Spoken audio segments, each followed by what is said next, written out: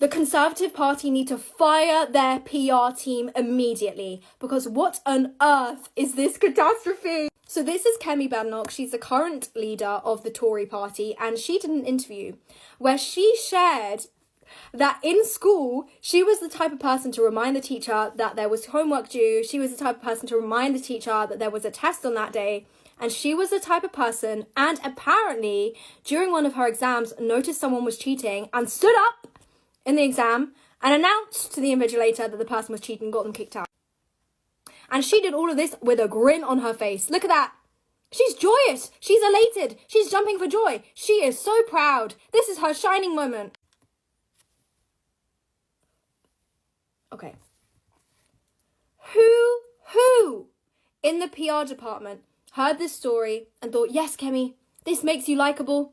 This makes you someone we want to vote as leader? There was not one single positive comment. Okay, I'm not going to do a forensic dissection of like her choices, but these are not choices to be proud of. This isn't a cool flex. This isn't like a good thing, right? I don't think anyone likes a snitch. Like, there's a reason why there's like phrases surround snitching, because generally it's not seen as good conduct. And if you are a leader, especially in the age of populism, where every single political party around you, not Labour, and Labour not doing well in terms of the public image, but every single other political party has big personalities, big figures. You, Kemi, and the Conservative Party are up against Reform, who have big popular personalities. You're trying to win over the people that have gone off your party. And you think you can achieve that by going on and go, oh yeah, in school I used to tell all my friends. It's not her fault. It's whoever is in the PR department. Because this is not the first time someone within the Tory party, within the leadership, has decided to do something stupid for publicity that has basically hurt the Tory party more. I'm of course talking about Robert Jenrick when he was running around, and this is the same snitching behaviour, by the way. Are you all just snitches? Is this the thing? Running around the tube station trying to catch people trying to bump the tube. And he's like, oh, this is such a big problem. This is a terrible problem. Did you pay for that ticket? Robert, there are people in the UK who are starving. Respectfully, I think there are bigger problems. And this is the issue, is none of you are coming across as likable. None of you are coming across as people. You're telling everyone that you're just snitches and that you're not likable and you're not relatable. Lord have mercy. I am not a Tory. In fact, I have a keyring that says a profanity on it, so I can't show you. That very much shows you that I'm not a Tory, and I have been preying on the Tories' downfall for the longest time. But even I now am saying to the Tory party, what are you doing? The fall of the Tory party must be studied. And at this point, I'm so embarrassed of seeing your mistakes and so embarrassed of seeing the PR disasters. I am offering my services to help you repair your image or get some semblance of respectability again. Because this is actually painful now. It's just painful. It's just like, what is going on? Anyone sitting, this is a direct call out to anyone in Tory HQ in the PR department right now. Please, guys, please get it together. Because this is a disaster. Disaster, darling. They're just speedrunning everything that you shouldn't do if you want to be Prime Minister. Kemi, you're not getting the votes, darling. I'm sorry. Stitches, it doesn't work out for them. Just yesterday, I said that Kemi Bedenoch is on a humiliation tour. Kemi has not seemed to realise that they are making fun of her. But a new BBC interview has just dropped.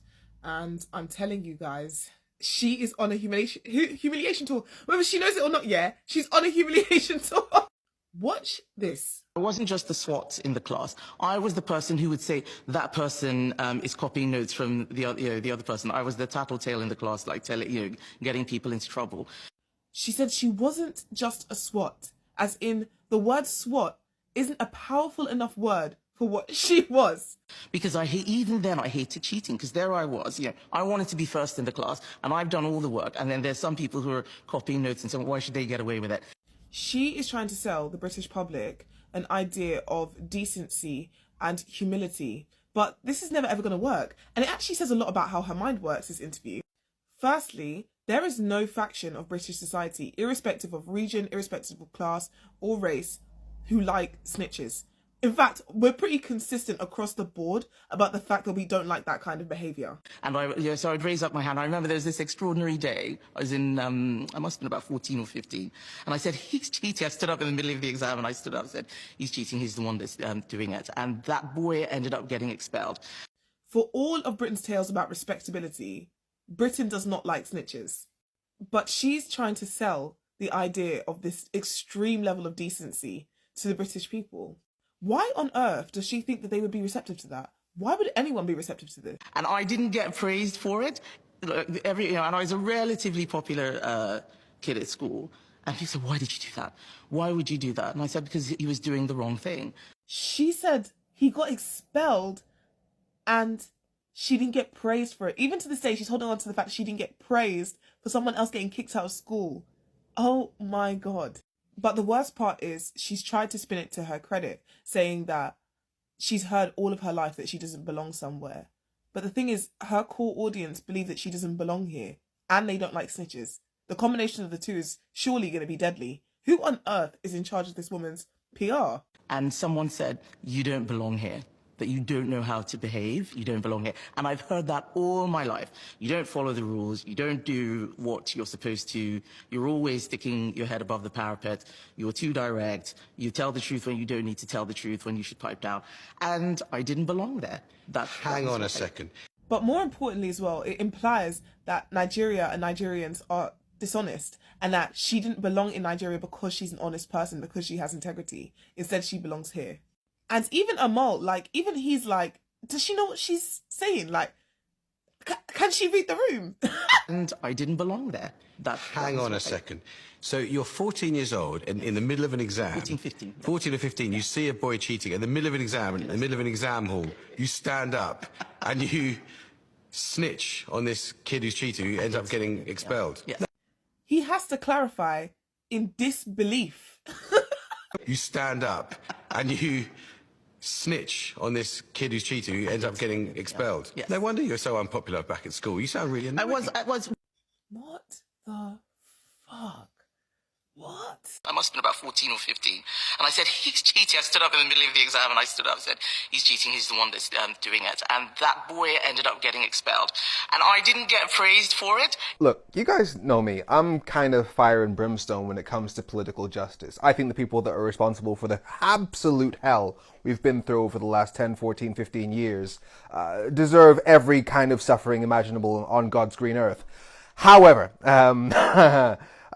watching Kemi Bedenoch just repeatedly degrade and debase herself, trying to please and impress conservatives because there's now a leadership contest, I'm no longer getting pleasure from it. It's genuinely a bit painful to watch. Because the tap dancing for racist thing, the Kemi Bedenoch, Candace Owens, Kanye West, why is that quasi-quartet? Are they all Ks? Yeah. Anyway, it's a thing, and I don't like it. I think they should suffer for what they've done. But watching her like brag about being a snitch at school, what are we doing? It's so embarrassing, and it's genuinely painful. And something inside of me just breaks. Watching one of the most famous black people in UK politics just get utterly debased like this and doing it to herself. Please stop. Please. Stop. She's already dead. I actually cannot stand this woman. I actually cannot stand this woman. Kemi, come to the front. I need to talk to you. Anyone that knows a Nigerian knows how proud Nigerians are. We will be the first people to criticize Nigeria and Nigerian people and our ways. We will be the first. However, we are very, very proud. And this is from someone that wasn't even born in Nigeria. I was born in the UK. I was raised in the UK, but I still cherish and respect and put my Nigerian heritage on a pedestal because, I was raised by two Nigerian people who instilled respect, who instilled, you know, pride of our heritage in me.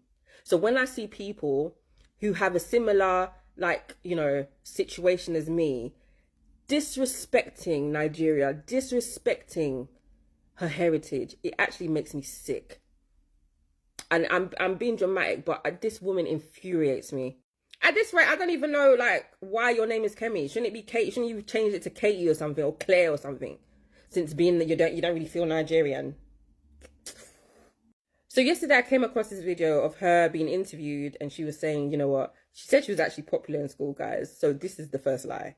But she was basically explaining that she didn't like the fact that, you know, she worked hard and somebody else would cheat, and, you know, which is fair. Like, what she's saying is not wrong, you know.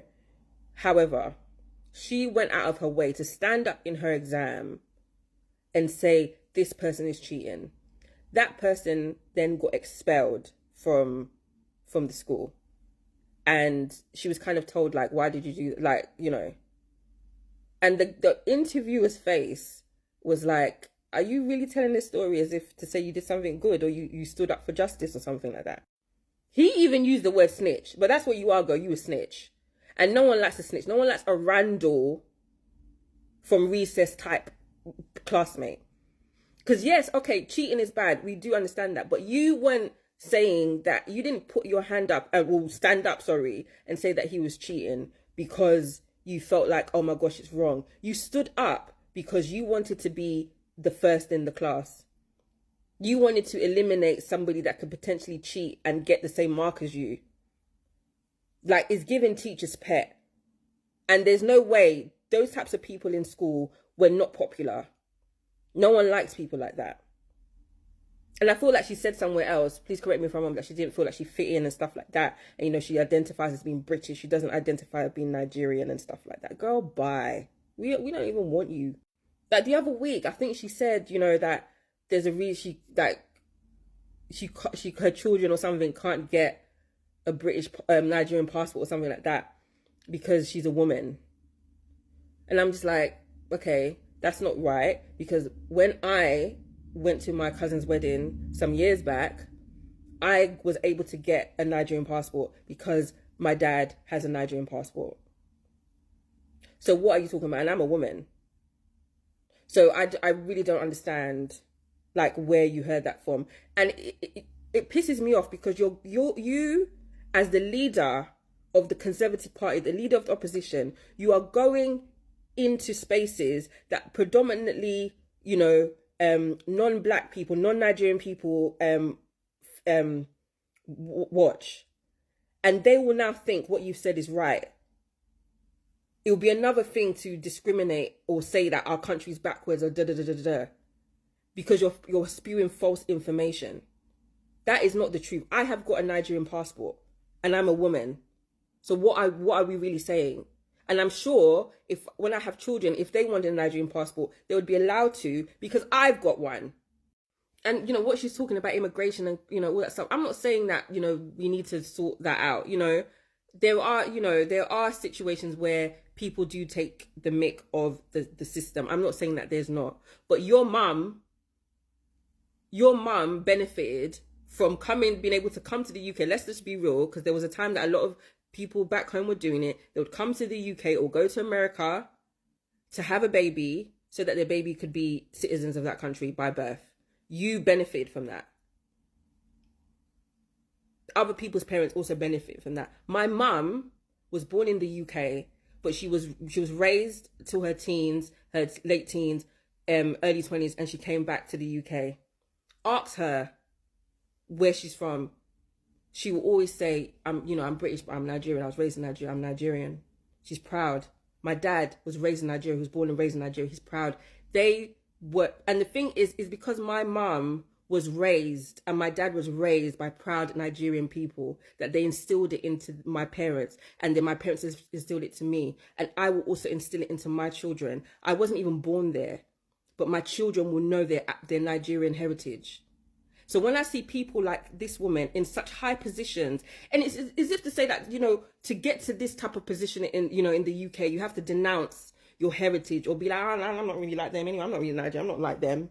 I'm British. I was born here. I was raised here. I was born here. I went to school here. Go bye. And you know what? I should have known that you can't trust a woman like this. Why is her hair never done? Her hair's always like, oh, I just recently got new braids. Let me brush it. There's always regrowth. Someone that has the funds, someone that has the access to good hairdressers. Your hair is always messy. Messy braid. Then why do you have, you might as well, what you should do is really, you know, I'm gonna calm down.